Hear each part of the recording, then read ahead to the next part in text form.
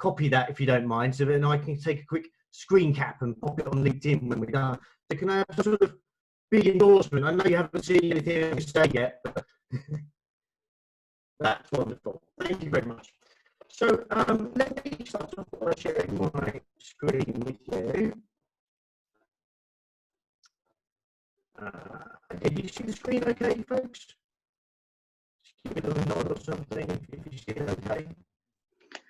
Oh, Martyn, you're a bit crackly. I don't know if anyone else is experiencing that at the Mo.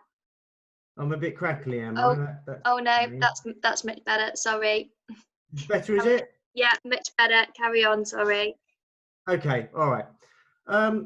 So this morning or this afternoon, folks, I'm going to talk a little bit about social sales and sales cadence. Now, I can only see a handful of you, but I'm curious. Let me just do that. Just a quick show of hands. Who's heard the term sales cadence before?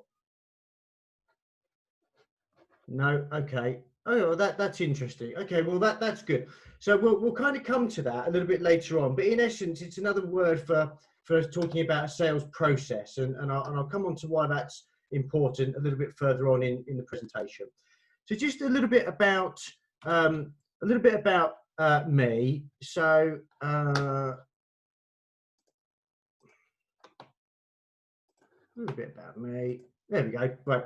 So I've spent the past year or so immersing myself in the topics of social sales and how to secure business via platforms like LinkedIn.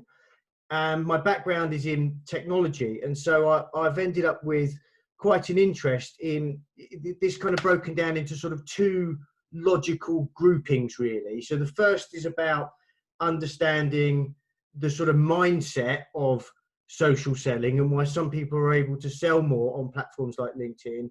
But then there's this other side to it, which is the more technical side, starting off with where to find all of the different features on platforms like LinkedIn, all the way through to how do the algorithms actually work? Because by having an understanding of these sort of two groups, I find it provides a bit of an advantage. So social selling then, and I know that you can all read this, but I'll just read it out. So they say social selling is described as leveraging your existing social network, finding the right people, building trusted relationships, and ultimately achieving sales goals. And it works well. It's a better form of lead generation because it eliminates the need for cold calling. And if you think about it, that's quite an important point, really. And what they say is that building and maintaining relationships, it's easier if all of the people are in the same network and there are some points to refer to within that network.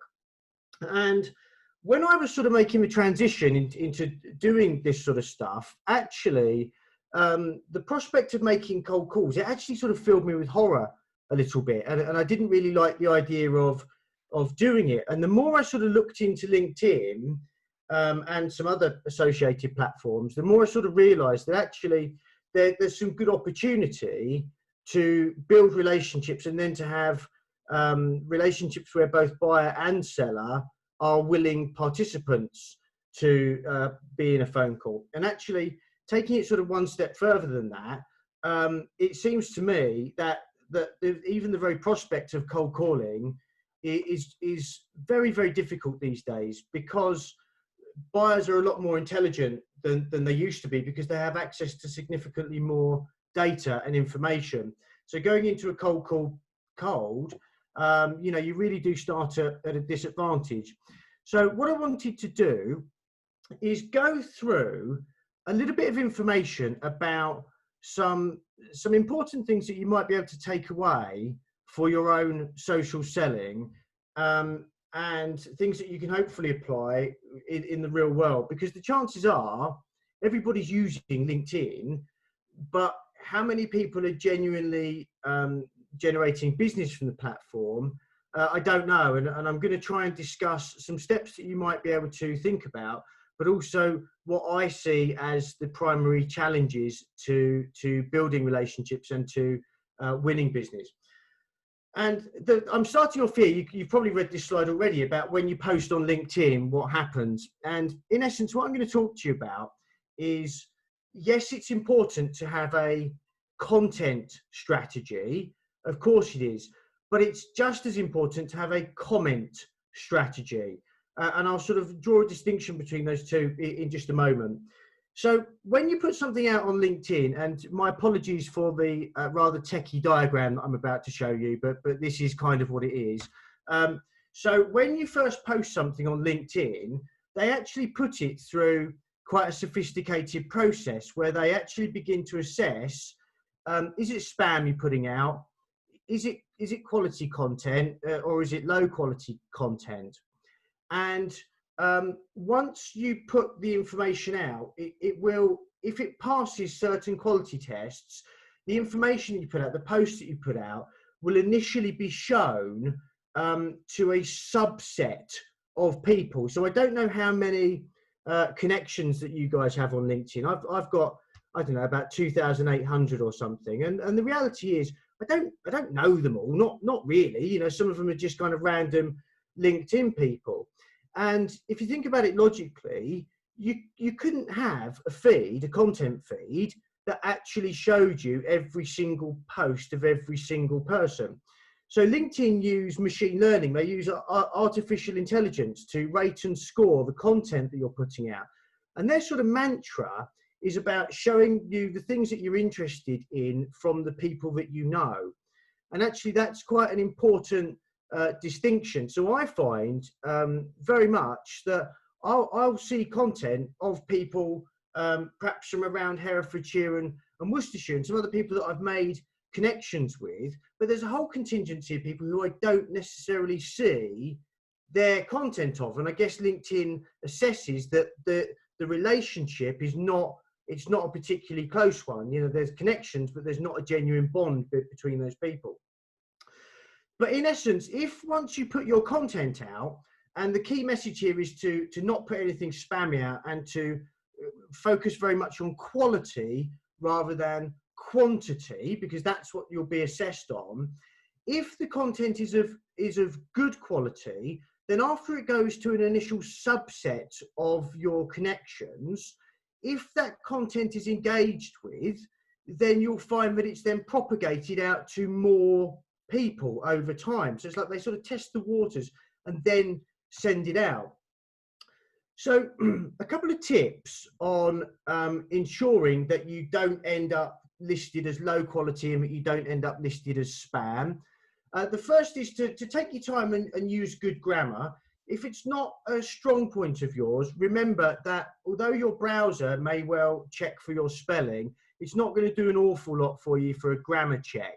So you know, it can be worth tapping out the content of your post in something like Word to see if you're sort of missing things. I mean, I'm notorious for missing out words or for, you know, putting commas in the wrong place. And sometimes just sense checking that can be a good idea.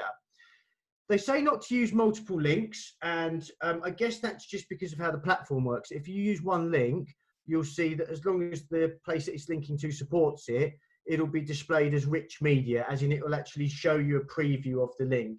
If you use many links, it's not able to do that. Interestingly, not to tag more than 5 people. Now, actually, I don't know that that necessarily holds up as true. It can be a trigger point for spam, because it might be that you're putting out an advert about how good your widgets are, and you're tagging in 50 of the prospects that you want to engage with. So that's why it can be perceived as spammy. But take today, for example, if I put a post out showing an image of what we've done today, as long as I can find you guys, I'll probably take the time to tag you, and you know, that will be fine. In the end, what they assess against is how likely or what the response is from the people that are tagged. So if the people that are tagged then actually come and engage with the content by sticking a reaction on or sticking a comment on, then that will be perceived to be quality content that people are interested in. So the trick is, even if you're not thinking about just adding a minimum of 5 people in, try to only tag people that you have a high degree of confidence are going to actually engage back in the post. And don't use hashtags like follow, comment, or like, okay, because they can read right through those. One suggestion for your hashtags is like a funnel system where they say it can be good practice to use 3 hashtags to make the first one very broad. So the first one might be marketing. The second one is the next layer of detail down, B2B marketing.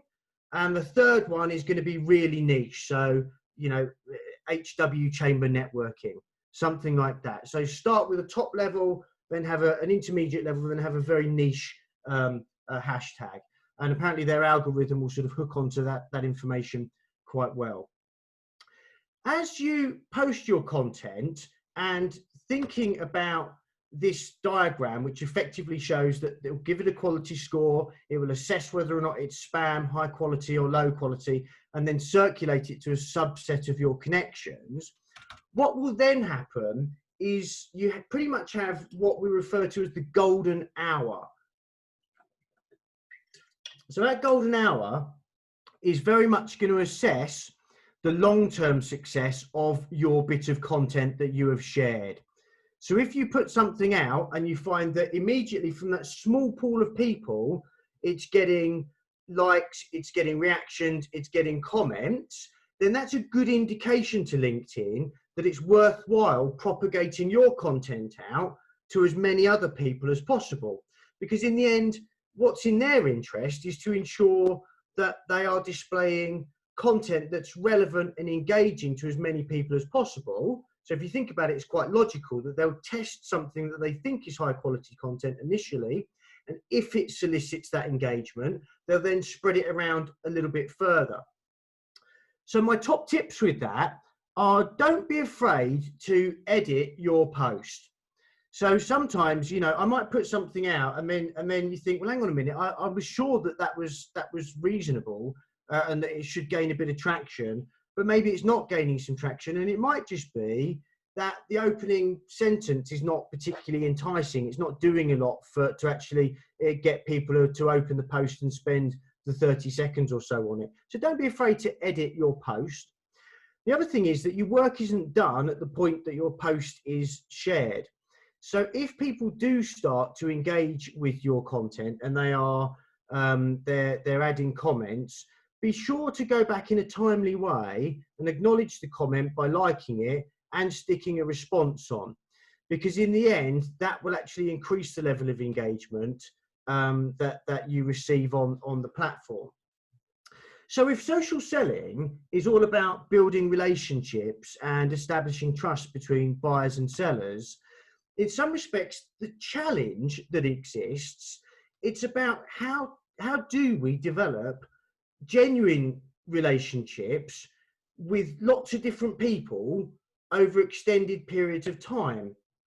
And I think that the reason that is such a problem is because, let's say, for example, you take on 25 new connections this week and you think to yourself, well, I want to do something intelligent with each of those people over a number of weeks. You end up with multiple connections over multiple weeks that you would aspire to do multiple trust building activities with, and it very quickly spirals out of control. So a lot of people end up in this cycle of, you just take the connection on and maybe you never hear from them again, or if you do hear from them, it can frequently be that you know, they're trying to plug something to you the second a connection is made. So a couple of top tips with this. The first is, and if anybody has read Stephen Covey's The 7 Habits of Highly Effective People, you'll recognize this as habit number 5, which is seek to understand and then be understood. And a key point to actually establishing these relationships that work is to put your own objectives, put your own sales objectives to one side at the start of your relationship. And most certainly, don't try and sell to people as soon as a connection is made. And I'm willing to bet a pound. I'm willing to bet a pound here that most of you have formed a new connection at some point, and then within 5 minutes, you get a note that comes through that says, will you buy my widgets? Will you buy this product or service? This is what we do. And maybe for those people, it's like a numbers game, and it's what I would call a brute force attack. That, you know, maybe if they take on 100 new connections a day and they ask 100 people, then maybe once a month someone says, yes, I'm interested. But it most certainly doesn't do anything for that seller's reputation. So try and avoid that if you can. And the reason that trying to sell to people and trying to push what you deem as important, trying to do those things too early, it's a problem, because people haven't worked through these factors of influence. So if you've heard me speak before, you might have heard me talk about factors of influence. So these are recognized psychological traits that predate social media. You can go back and find sales books from the turn of the 20th century, the 1920s even, where they're just discovering that actually, if you want to encourage someone to do business with you, there's no point you trying to sell your widgets to them straight away, because the reality is you might genuinely have the best solution for that buyer's problem in the whole world. But if that buyer doesn't perceive you to be credible and to have authority and to have some level of confidence in what it is that you're offering, then the chances are they won't even consider it. They won't even look at it. So the challenge then is about thinking, how do I establish credibility with the buyer? How do I establish authority? How do we behave in a consistent way? And how do we demonstrate our own social proof? And if you've heard me referring to it previously, social proof is effectively peer pressure for adults. And the best way that I can think to explain this is that if you were to, you want to order an Indian takeaway, and you go on and you search Indian takeaway food in Google, and you see two results that look almost identical, and one has 55-star Google reviews and one has no Google reviews, most people will gravitate towards the one that other people have endorsed. That's social proof. Okay, that's the idea that actually there's a level of confidence from a broader network in the proposition that someone is offering. So when people make a connection and then immediately try to sell something, they haven't worked through any of these factors of influence. Now, done properly, actually, there's a lot of money to be made by getting your social selling strategy right. The first benefit is obvious, that you're dealing with named decision makers. One of the things that I like particularly about LinkedIn over the other social platforms is that you can have a high degree of confidence that the person that you're seeing on the screen probably is the person that they say they are. Now, that's not always the case, but it's relatively easy to work out if it's a spam account by, for example, looking at the company that they belong to. Does anybody else exist within that company? You know, do they have a track record of content that actually matches up to the person that they claim to be? So it's relatively easy to sort of weed out who's who and who isn't. But what I really like is that over the course of the long run, those factors of influence that are so important in actually building relationships and in the end developing a return on investment, you can take your time to do those things.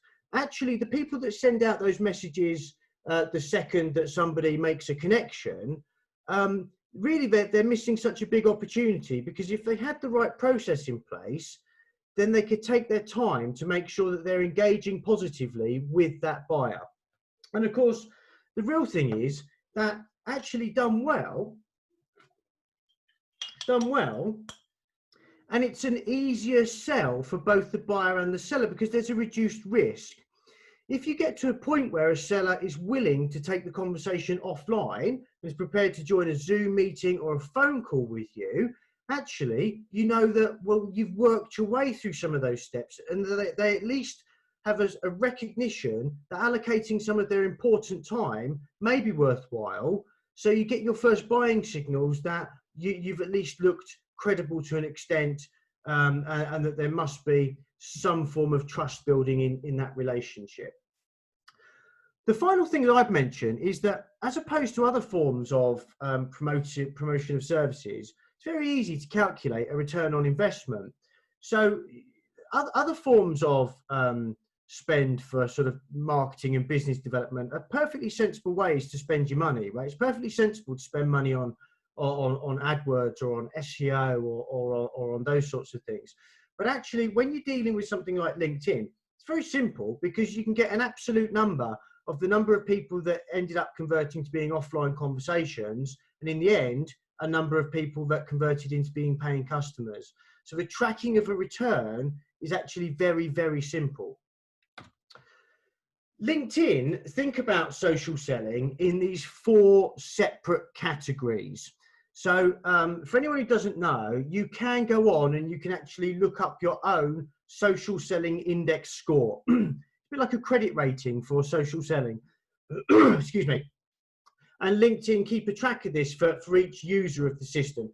And they look at how well you establish a professional brand and a personal brand.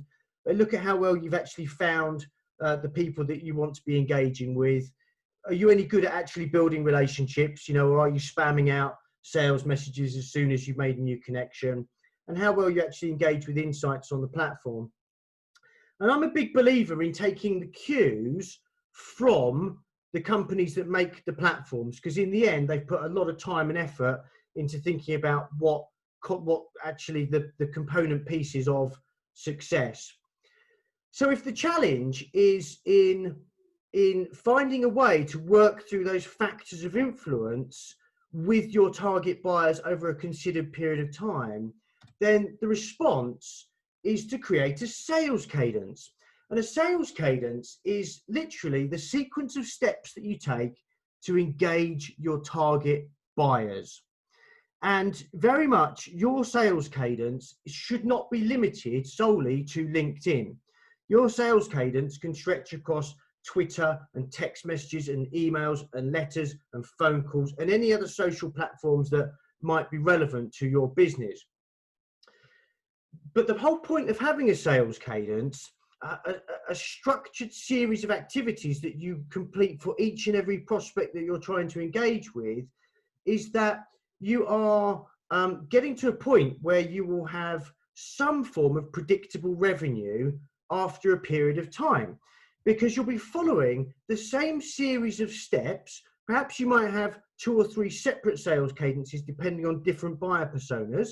You may have an extended sales cadence that lasts 6 or 7 weeks for someone who is particularly of high value, and a lower frequency sales cadence for a lower average order value. But the point is that by creating a process that wraps a level of data around your sales activities, it puts you in a position to test and analyze and tweak and refine what it is that you're doing. So actually, by following this series of steps, you can begin to get to a point where you get a strong return on investment for this, and it becomes predictable about the number of people that you need to engage with at the top of your sales cadence, compared to the number of people that will convert to an offline phone call, compared to the number of people that should convert to being a paying customer. So when you think about your sales cadence, it's worth thinking about, who do you actually want to engage with? I mean, and this kind of goes back to the dawn of time of sales strategies, about thinking about buyer personas and behaviors. And on LinkedIn, you can very much get into fine detail, and I could do a separate presentation on the different search mechanisms that you could use, but I won't do that now. But it's worth thinking about, what does your target customer look like? The industry, the function they perform, the seniority, how long have they actually been in their role? How closely are you connected to that person? Whereabouts in the country are they based? Really do the detail on it. Once you've done that, you can begin to think about, well, actually, how much time do I want to put into this, and what should the gaps be between the various touch points? Because if you know that you're going to complete a series of touch points over a course of a few weeks, you can confidently leave a gap of 2 or 3 days, because you know that over the course of 5 or 6 weeks, you'll get to a point where that buyer has become aware of you. So, for example, you might have a sales cadence that for a high-profile buyer with a decent average order value, you may want to stretch something out over the course of about 5 weeks or so. The trick is to have something which is manageable for you to work through. And there are certain aspects of this sales cadence that are more important than others. So earlier on, when I spoke about seek to understand and then be understood, whilst it's important to have a content strategy, having a comment strategy is probably more important, because it gives you that opportunity to engage with the topics that your buyer cares about in a public forum in a way which actually just begins to settle nerves about who you are, and that you're not a pushy salesperson, but you're just letting it be known to that buyer that you are around. So these are all the different touch points that you can look to include within a sales cadence. And what you will find is that if you work through a consistent set of steps, you'll begin to get a consistent set of results. So a couple of final things. Do focus on adding value, okay? So there's plenty of time for you to do your sales pitch, and you can optimize your profile to make clear about what it is that you do. But in the meantime, focus on engaging with the issues that your buyers care about. Don't try and close people too early in the sales cadence. You're not using the opening stages of your sales process to secure business. The point initially is to get it so that that buyer is prepared to move offline with you, that they're prepared to pick up the phone to you and have a conversation with you. And the way that you'll do that is by having meaningful dialogue, making sure that your post comments are relevant, that they're positive, that they ask questions, and that then when you follow up with messages, those messages are relevant to the topics that your buyer cares about. In terms of daily habits, it's worth thinking about what can be automated. Can you schedule your emails? Have you got partners that you can team up with that can help with these sorts of things? And consistency is key. So when you're thinking about it, it's worth working out how much time realistically do you have to put into this process. Because actually, if you're going to spend 5 or 6 weeks getting to know someone, you need to know that you've got the half an hour a day to work through the steps that require your involvement. So I think that's probably enough from me. Only to say that we do have a guide on LinkedIn profile optimization, and it just dawned on me as I was starting this. So if anybody wants that guide, ping me an email and I can ping it back over to you, but it will talk you through the steps to really get yourself in good shape. So with that, I'll hand back to Yasmin so that I can have a quick drink of my water. And then I think that there's probably 1 or 2 questions that have come in. Perfect. Thank you very much, Martyn. I hope everyone enjoyed that as much as me. As a frequent user of LinkedIn, that was really helpful. So thank you. We do have quite a few questions. So are you happy for me to read them out to you? Would that work? That works brilliantly. Okay, perfect. If you just stop sharing your screen. Oh, yeah. And then we can see everyone, hopefully. Wonderful. Okay, so the first question, oh sorry, we've got a lot of comments in here, is from Paul. If you edit a post, does it go back to the beginning of the post filtering process? Yeah, so what will happen is it won't reset to the start of the process, Paul, but what it will do is it may begin to prompt more engagement, which will then encourage the algorithm to put it out, to continue to put it out amongst the test group. Okay, so it won't reset, but it might get a bit more testing than it would have done previously. And at the point that you kind of hit the engagement levels, that's when it will propagate out to lots of people. Perfect, thank you. Next is from Alan. Martyn, what do you think about articles on LinkedIn? I think articles are a brilliant way of demonstrating your expertise and knowledge and value to people that come to your profile. I think people need to be open-eyed about it, that we live in a world where people don't have as much attention span as they used to. So you'll find that you publish an article and typically your articles will not get anything like the engagement of a short post will. So you find the engagement levels are lower, but they're sensible to have on your profile, particularly if you're in an area where you want to demonstrate credibility and authority. So if a buyer comes to your profile, they can look down and it's almost having them there as an insurance policy so that people can do due diligence about who you are and what you're offering, as opposed to being a form of high levels of engagement on the platform. Okay, perfect. Next is Andrew. Martyn, how do you optimize the use of LinkedIn for a local market rather than everyone you know globally? Seems to be better for B2B and articles of awareness rather than direct marketing. Yeah, okay. So I think I understand what the question is there. So first of all, that comes down to finding the right people. So if your connection base is spread around the world, then you've got a higher chance of your content distributing around the world. So one of the things I did, for some of you know, I used to own a piece of child protection software, and a lot of my connections were directors of children's services and associated people. And so when we started to make this move a while ago, we actually went through all of my connections and we worked out the ones that just weren't relevant to what we were doing, and I literally just removed them, because actually it creates a level of confusion if you do want to target locally. So my top tip there is, if you want to target locally, make sure that your connection base reflects a local market. Seems to be better for B2B. Correct. Yeah, I wouldn't recommend LinkedIn, especially for B2C, unless you've got some sort of product like, you know, I know a couple of travel agents who they work the local networking scene to build up relationships, and then they talk about the work that they do. But by and large, there are better platforms for B2C. A B2B platform very much is LinkedIn. And it seems to be better for articles or awareness. I'm not sure I fully understand, Andrew, unless if you want to add something to that. No. Okay. Thank you.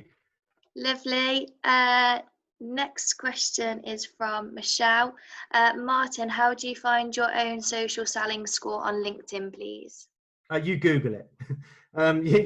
If you look for social selling index LinkedIn and find the reference that goes from LinkedIn, the truth is I can't tell you the exact link because I use a paid version of LinkedIn and they have it easily displayed within the paid version. But pretty much if you just Google social selling index LinkedIn, find whichever site is LinkedIn and not some site talking about what contributes to social selling index, and go to that. But what I'll try and do is I'll look it up. I'll look it up and I'll share it with you afterwards. Perfect. And I think this is the last one now. And it's from Dean. I've seen comments that links should be put into the comments and not into the body of the post. Is this the best way? I don't think there's any intrinsic benefit. I think if you've got more than one link, stick it in the comments, right? Because actually it just makes your post look pretty unattractive. If you've got 10 links in a post, it can be very difficult to know what part of that post to engage with. So if you've got more than one link, maybe stick the follow-on links in the comments, purely just for the aesthetics of the post, and you'll probably get a bit more engagement than filling it up with what effectively are just shortened URLs. So I don't think it'll have a material difference on the impact of the algorithm. Perfect. Okay, and I think Keris has just put the link in the chat. Oh, brilliant. Thank you, Keris. Yeah, thank you for that, Keris. So I think that brings us to the end. Has anyone got any more questions, or if they do, please let me know and I will forward them on to Martyn. Or we've got something from Holly. LinkedIn used to limit the reach of your post if you put the link in the post. So the trick was to post without the link. Possibly in the past, but I think, you know, they're happy enough to do it. Well, one final thing I will just say, if that's okay, Yasmin, super quickly. Yeah. Three new features that you may or may not be aware of. The first is LinkedIn polls.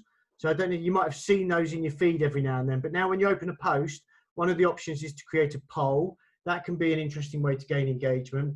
LinkedIn Live. Have you all seen LinkedIn Live? So LinkedIn Live, they're now promoting live broadcasting, and you know, you can apply to be a part of that. And there's a new feature called Stories coming. I'm not much of a social media user, but I understand that exists on Instagram and Facebook and the like. So that will be coming to LinkedIn shortly as well. Okay, perfect. Well, thank you ever so much,